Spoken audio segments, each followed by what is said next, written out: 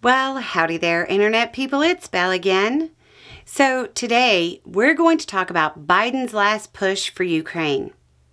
With around 50 days left until the end of his term, Biden is hoping to set Ukraine up as best as he can before Trump takes over and leaves the future of U.S. assistance to Ukraine up in the air.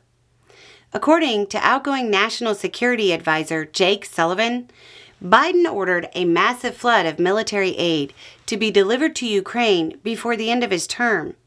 He said, quote, "We are going to do everything in our power for these 50 days to get Ukraine all the tools we possibly can to strengthen their position on the battlefield so that they'll be stronger at the negotiating table. And President Biden directed me to oversee a massive surge in the military equipment that we are delivering to Ukraine, so that we have spent every dollar that Congress has appropriated to us by the time that President Biden leaves office."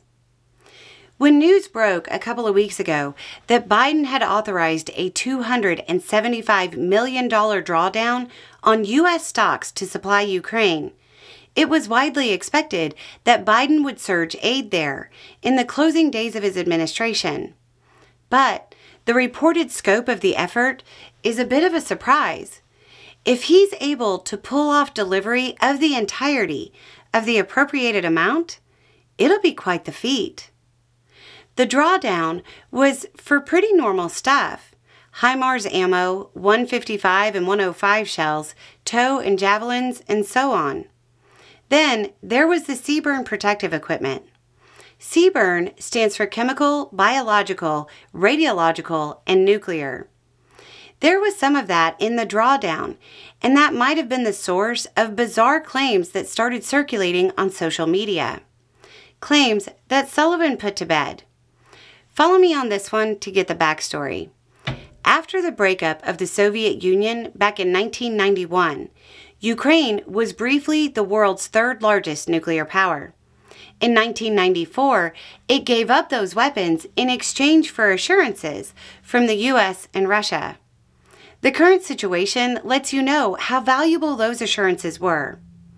A few days ago, claims circulated that Biden was considering returning those nuclear weapons to Ukraine, or giving them other nukes. Sullivan said that wasn't even being considered, saying, quote, "No, what we're doing is surging various conventional capacities to Ukraine so that they can effectively defend themselves and take the fights to the Russians, not nuclear capability." It seems like that should have been something that doesn't need clarification, but here we are.